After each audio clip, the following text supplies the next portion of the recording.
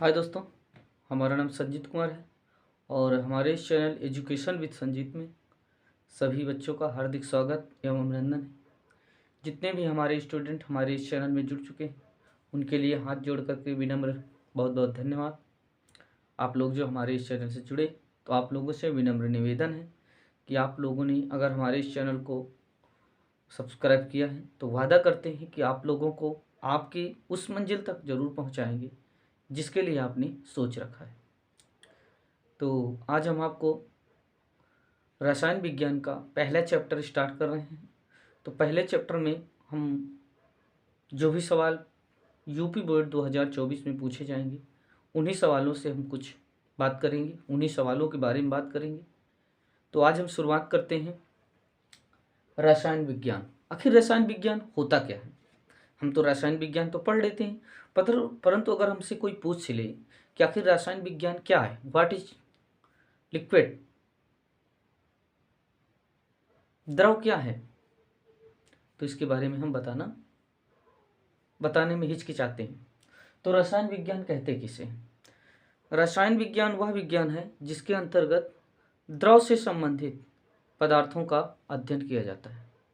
रसायन विज्ञान वह विज्ञान है जिसके अंतर्गत द्रव से संबंधित पदार्थों का अध्ययन किया जाता है, रसायन विज्ञान कहलाता है।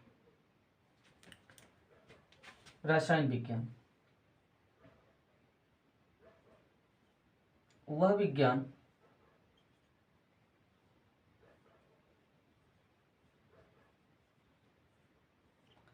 जिसके अंतर्गत द्रव से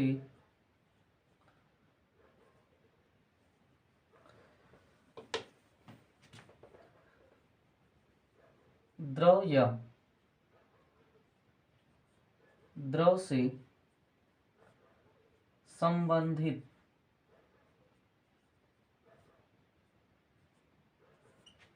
पदार्थों का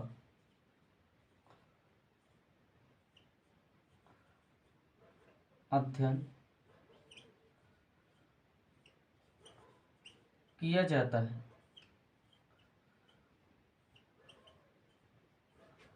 रसायन विज्ञान कहलाता है।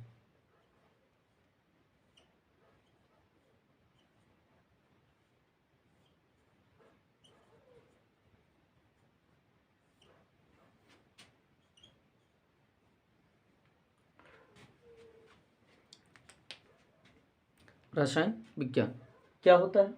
वह विज्ञान जिसके अंतर्गत द्रव या द्रव से संबंधित पदार्थों का अध्ययन किया जाता है, रसायन विज्ञान कहलाता है। तो आप लोग समझ गए होंगे कि रसायन विज्ञान किसे कहते हैं। तो आज के बाद आप लोग भूलेंगे नहीं। तो चलते हैं अगले टॉपिक की ओर। अगली हेडिंग क्या कह रहे हैं उसके बारे में। रसायन विज्ञान के अंतर्गत दो परिवर्तन होते हैं, एक होता है भौतिक परिवर्तन और दूसरा होता है रासायनिक परिवर्तन। एक क्या होता है? भौतिक परिवर्तन और दूसरा रासायनिक परिवर्तन। तो हम पहले भौतिक परिवर्तन की बात करते हैं। रसायन विज्ञान आप जान गए और रसायन विज्ञान के अंतर्गत कितने परिवर्तन होते हैं? दो। तो दो परिवर्तन कौन कौन से होते हैं? एक होता है भौतिक परिवर्तन और दूसरा होता है रासायनिक परिवर्तन। तो हम चलो बात करते हैं भौतिक परिवर्तन की।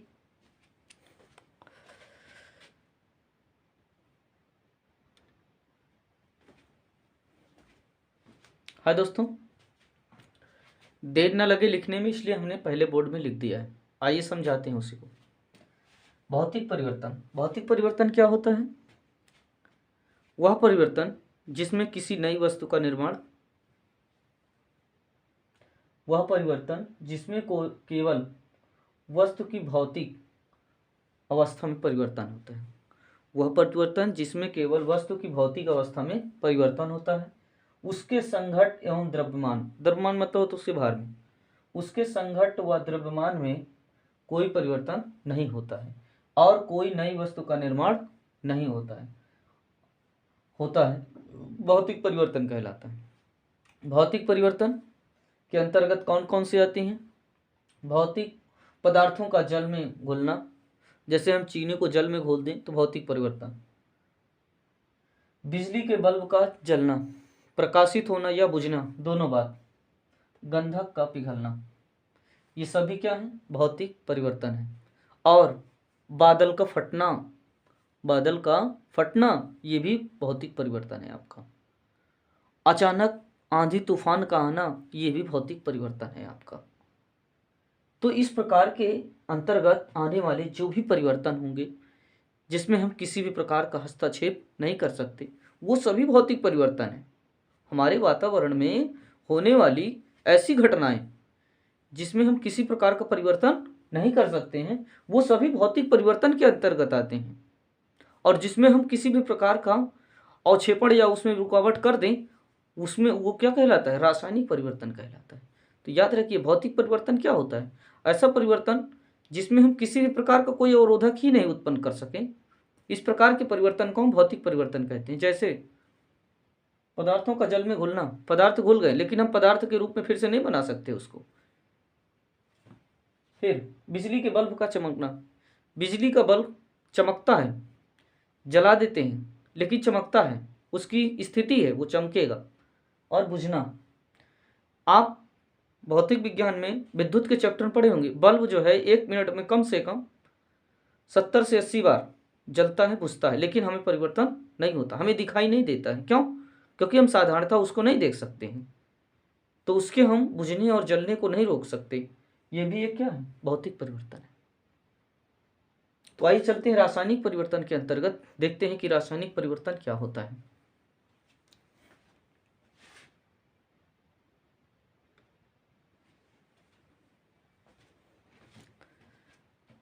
हाय दोस्तों, आइए चलते हैं, देखते हैं रासायनिक परिवर्तन।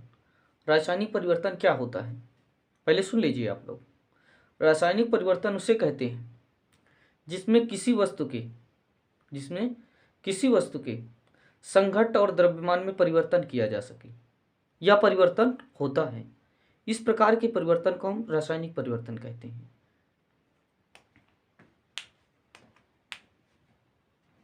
आइए देखते हैं।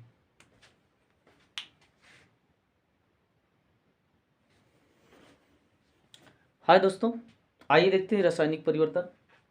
रासायनिक परिवर्तन क्या होता है? ऐसे परिवर्तन जिनमें पदार्थों के गुणों के साथ साथ उसके संघट्ट व द्रव्यमान में भी परिवर्तन किया जा सकता है। ऐसा परिवर्तन जो किसी वस्तु के गुणों के साथ साथ उसके संघट्ट व द्रव्यमान में भी परिवर्तन किया जा सकता है, रासायनिक परिवर्तन कहलाता है। तथा एक नए पदार्थ का निर्माण होता है। तथा एक नए पदार्थ का क्या होता है? निर्माण होता है। इसे हटा दीजिए क्योंकि ये 2 बार हो जाता है, ये 2 बार लिख गए हैं गलती से। फिर से सुनिए, ऐसे परिवर्तन जिनमें पदार्थों के गुणों के साथ साथ उसके संघट्ट व द्रव्यमान में भी परिवर्तन किया जा सके, रासायनिक परिवर्तन कहलाता तथा एक नए पदार्थ का इसमें निर्माण होता है। जैसे मैग्नीशियम का जलना, लोहे में जंग का लगना, दूध का दही बनना। जैसे हम दूध से दही बना लेते हैं, जैसे सपोज दैट हम दूध से दही बना लेते हैं, तो क्या दही से दूध बनेगा? दही से दूध बनेगा? बिल्कुल नहीं बनेगा। मैग्नीशियम का जलना, जैसे मैग्नीशियम हम जला दिए, जल करके तो वायु में मिल गया, क्या बन गया? Carbon dioxide. देखो, दूध से दही बन गया, दूध तो नहीं रहा, दही बन गया।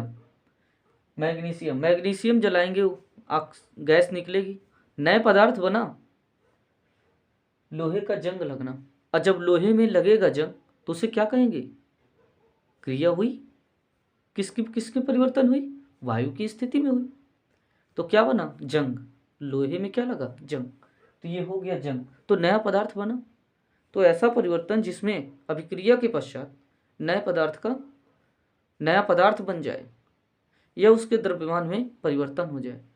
तो जैसे किसी वस्तु में जंग लग जाती तो वस्तु क्या हो जाती है? भारी हो जाती है। तो अर्थात उसकी अवस्था में परिवर्तन हुआ।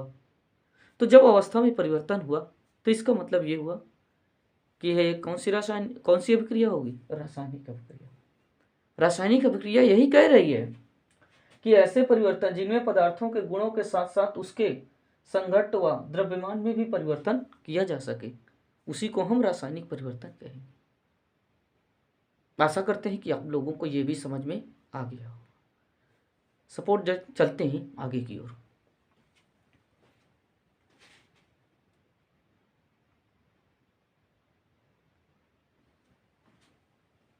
हाँ दोस्तों, अगली हेडिंग कौन सी है हमारी? रासायनिक अपक्रिया, जो पेपर के अनुरूप है।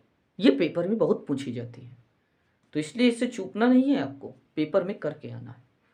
आपको समझाते हैं रासायनिक अपक्रिया। रासायनिक अपक्रिया वह अपक्रिया होती है जिसमें एक या एक से अधिक पदार्थ आपस में अभिक्रिया करके नए पदार्थ का निर्माण करते हैं, रासायनिक अपक्रिया कहलाती है। वह अपक्रिया जिसमें एक या एक से अधिक पदार्थ आपस में मिलकर किसी नए पदार्थ का निर्माण करते हैं, तो इस प्रकार की अभिक्रिया रासायनिक अभिक्रिया कहलाती है। चलिए लिखते हैं, वह अभिक्रिया। अच्छा, हम इसमें लिख लेते हैं, नहीं टाइमिंग बढ़ जाएगी।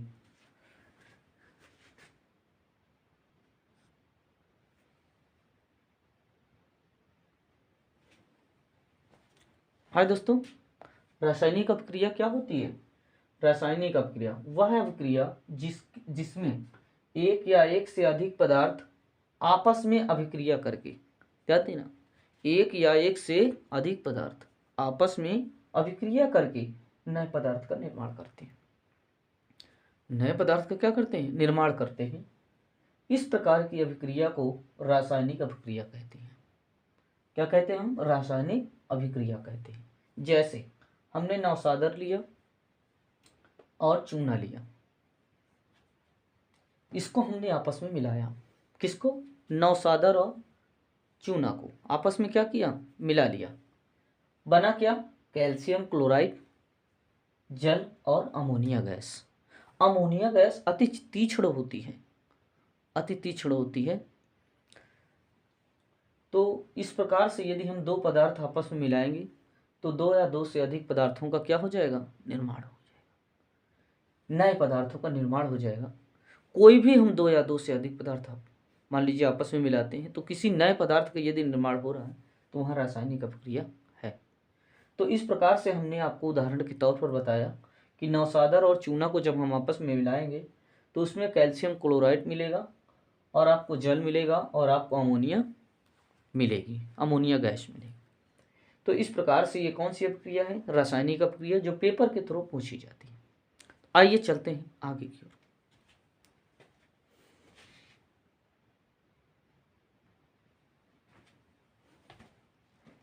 हाय दोस्तों, आप कैसे पहचानेंगे कि किसी भी अभिक्रिया में कौन सी अभिक्रिया है?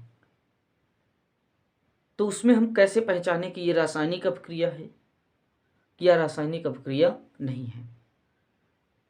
ऐसी रासायनिक अपक्रिया में क्या होता है? रासायनिक अपक्रिया की पहचान। रासायनिक अपक्रिया में क्या होता है? उसके ताप में परिवर्तन, उसकी अवस्था में परिवर्तन, और जो है उसके रंग में परिवर्तन, और आपका गैस का निकलना। रासायनिक अपक्रिया के अंतर्गत क्या होता है? उसके पदार्थ में परिवर्तन, द्रव्यमान में परिवर्तन, उसमें रंग में परिवर्तन, और उसके जो है उसमें से गैस निकलती है। मतलब किसी भी अभिक्रिया में गैस निकलेगी। चलिए देखते हैं। सबसे नंबर 1 रासायनिक परिवर्तन में क्या होता है? नंबर एक परिवर्तन आपका जो है होता है अवस्था में परिवर्तन। अवस्था में परिवर्तन। नंबर 2 ताप में परिवर्तन। ताप में परिवर्तन। नंबर 3 आपका रंग में परिवर्तन।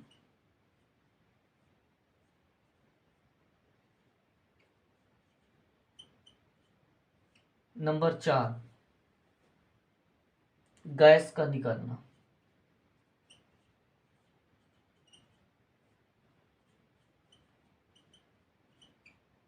ध्यान दीजिएगा, रासायनिक अभिक्रिया में क्या होता है? अवस्था में परिवर्तन। अवस्था परिवर्तन मतलब एक पदार्थ से नए पदार्थ निर्माण हो जाना।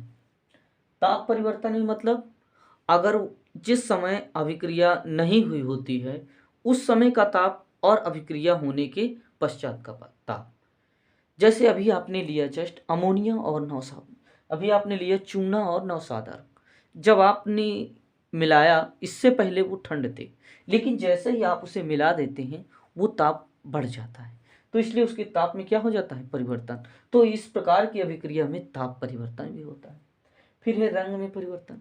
रंग परिवर्तन मतलब जो अभिक्रिया के पहले जो उसका रंग है और बाद का जो रंग है आपस में परिवर्तन अर्थात बदल जाता है।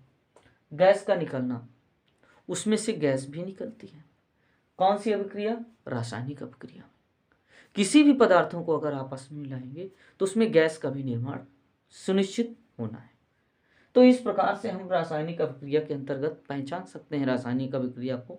यदि पदार्थ के अवस्था में परिवर्तन हो रहा है, या उसके ताप में परिवर्तन हो रहा है, या उसके रंग में परिवर्तन होता है, या उसके गैस इसमें से निकल रही है, तो अगर ये अवस्था अगर हमको दिखाई देती है किसी भी अभिक्रिया में, तो जरूर हम कह सकते हैं कि वह अभिक्रिया कौन सी है, रासायनिक अभिक्रिया होगी। कौन सी अभिक्रिया, रासायनिक अभिक्रिया होगी, अगर ये सब परिवर्तन आपको उस समीकरण में दिखाई देते हैं। तो आइए चलते हैं आगे की ओर।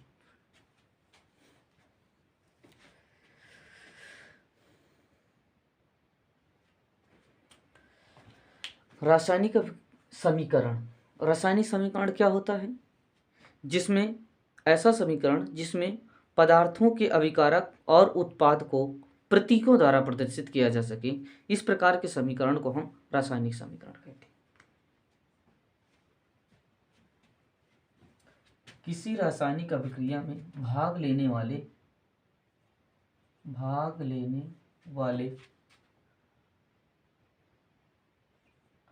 अभिकारकों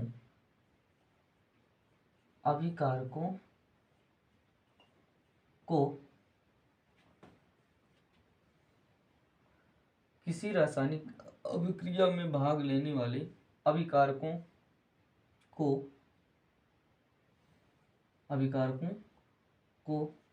प्रतीकों तथा सूत्रों से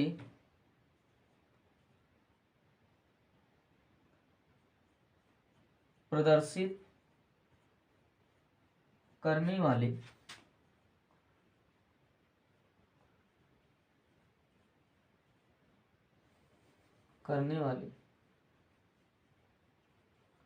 समीकरण को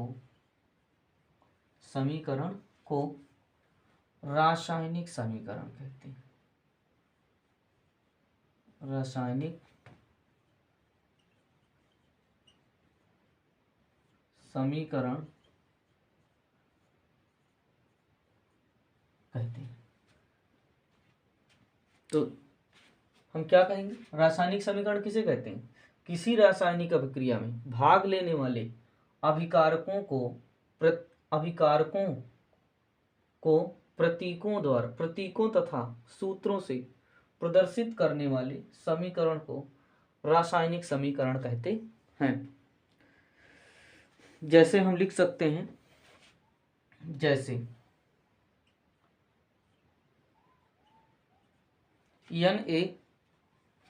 Na+H2O। Na क्या है, सोडियम, और H2O क्या है, जल। जब हम इसको आपस में मिलाते हैं तो बनाता है NaOH प्लस H2 गैस, जो कि निकल जाती है। इसे हम क्या कहेंगे, तो इसे हम कहते हैं अभिकारक। क्या कहेंगे, अभिकारक। ऐसे क्या कहेंगे हम, इसे कहेंगे उत्पाद। इसे क्या कहेंगे हम, उत्पाद। जैसे हमने क्या लिया भैया, इसमें लिया हम सोडियम और क्या दिए, जल। इसको हम आपस में मिलाएंगे तो क्या बनेगा, सोडियम हाइड्रोक्साइड और प्लस क्या बनेगा, हाइड्रोजन गैस, जो कि उड़ जाएगी। तो समीकरण के पहले, अभिक्रिया के पहले जो पदार्थ आप लिखे हैं इसे कहेंगे अभिकारक, और अभिक्रिया के बाद जो पदार्थ बना इसे कहेंगे उत्पाद। तो इस प्रकार जो समीकरण आप लिखेंगे इसे ही हम रासायनिक समीकरण कहेंगे। आप इसे नोट कर लीजिए, फिर आगे की ओर चलते हैं। आशा करते हैं कि आप लोगों को समझ में आ रहा होगा।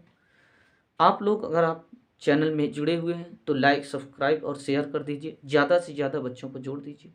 जिससे आप लोगों को इसी प्रकार से ज़बरदस्त क्लास देते रहे। तो आप इसको जो है नोट कर लीजिए, फिर आगे की ओर बढ़ते हैं।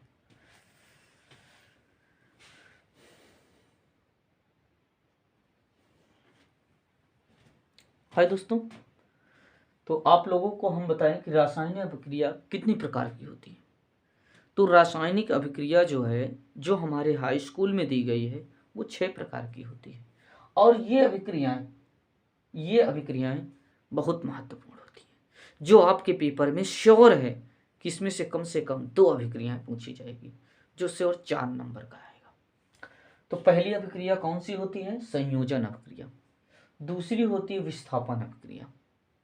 संयोजन अभिक्रिया मतलब 2 या 2 से अधिक पदार्थ मिल करके एक नए पदार्थ का निर्माण करते हैं।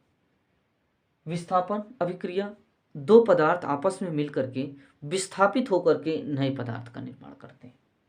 वियोजन अभिक्रिया ऐसी अभिक्रिया जिसमें 2 या 2 से अधिक पदार्थ आपस में टूटकर नए पदार्थ का निर्माण करते हैं।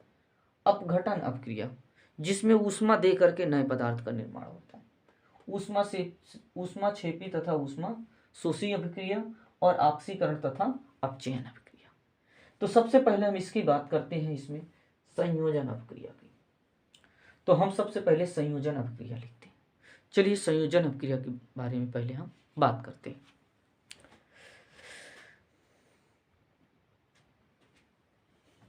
संयोजन अभिक्रिया क्या होती है? वह अभिक्रिया जिसमें एक या एक से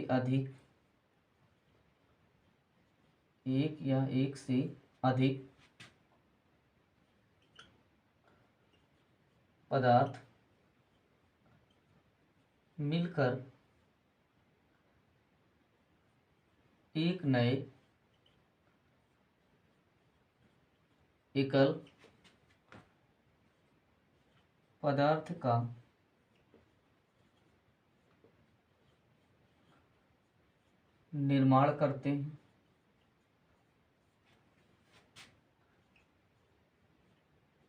निर्माण करते हैं।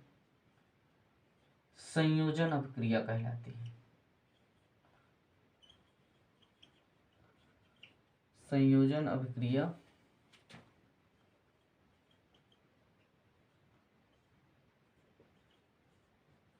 कहलाती है। तो याद रहेगा, ऐसी अभिक्रिया जिसमें एक या एक से अधिक पदार्थ आपस में संयोग करके एक नए एकल पदार्थ का निर्माण करते हैं। तो इस प्रकार की अभिक्रिया क्या कहलाती है? संयोजन अभिक्रिया कहलाती है। जैसे उदाहरण के तौर पर हम लेते हैं कोई एक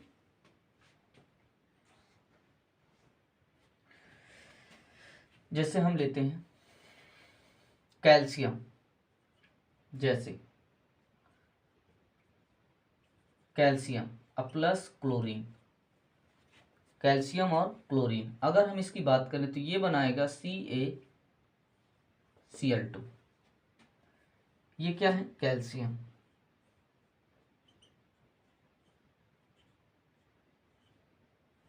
ये है क्लोरीन, ये बनाएगा कैल्शियम क्लोराइड।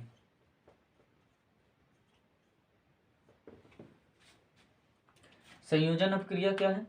वह अभिक्रिया जिसमें एक या एक से अधिक पदार्थ मिलकर एक नए एकल पदार्थ का निर्माण करते हैं, संयोजन अभिक्रिया कहलाती है।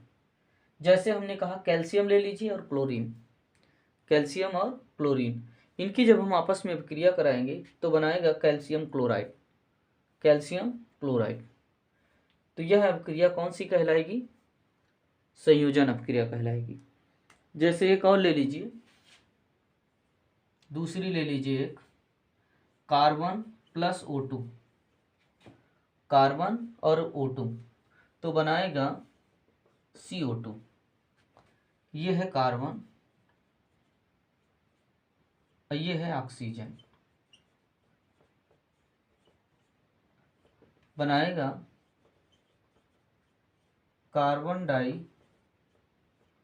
ऑक्साइड,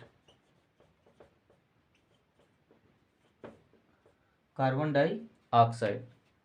तो ये 2 उदाहरण हैं जो आपको संयोजन अभिक्रिया के अंतर्गत याद रखना है। तो इसे नोट कर लीजिए, फिर हम आगे की ओर बढ़ते हैं। अगर आप चैनल से जुड़े हुए हैं तो लाइक, सब्सक्राइब और शेयर करके जरूर जाइएगा।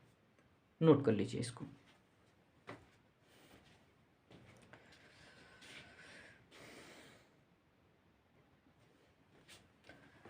हाय दोस्तों, आइए चलते हैं अगले में। यह है विस्थापन अभिक्रिया। कौन सी है? दूसरा है क्या? विस्थापन अभिक्रिया। ऐसी अभिक्रिया जिसमें कोई 2 पदार्थ आपस में अधिक क्रियाशील पदार्थ कम क्रियाशील पदार्थ को विस्थापित कर देता है। ऐसे 2 पदार्थ जो आपस में अधिक क्रियाशील पदार्थ कम क्रियाशील पदार्थ को विस्थापित कर देता है। तो इस प्रकार की अभिक्रिया को हम विस्थापन अभिक्रिया कहते हैं। वे अभिक्रियाएं जिनमें एक क्रियाकारक पदार्थ द्वारा दूसरे क्रियाकारक पदार्थ से कम क्रियाशील पदार्थ को विस्थापित कर देता है, विस्थापन अभिक्रिया कहलाती है। जैसे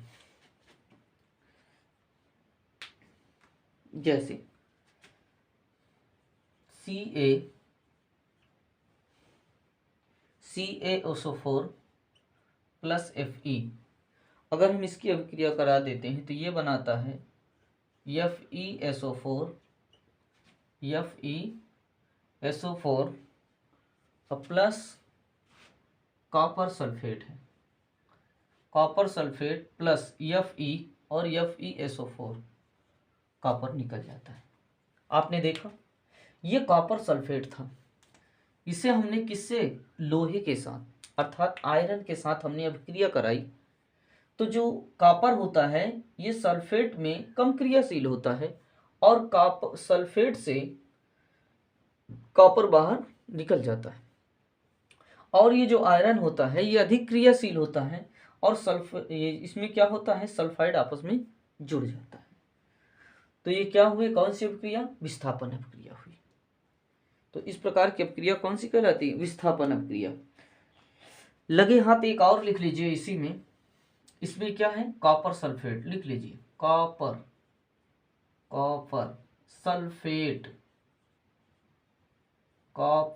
सल्फेट। ये है आपका आयरन, ये है आपका आयरन सल्फेट, ये है आपका कॉपर। इसी प्रकार से हम दूसरी अभिक्रिया ले लेते हैं। कॉपर सल्फेट की हम करवा देते हैं, किससे करवा दें? जिंक से। अगर हम कॉपर सल्फेट की अभिक्रिया जिंक से करवा दें तो ये बनाएगा जिंक सल्फेट प्लस इसमें से कॉपर को निकाल देगा। तो क्या है ये? कॉपर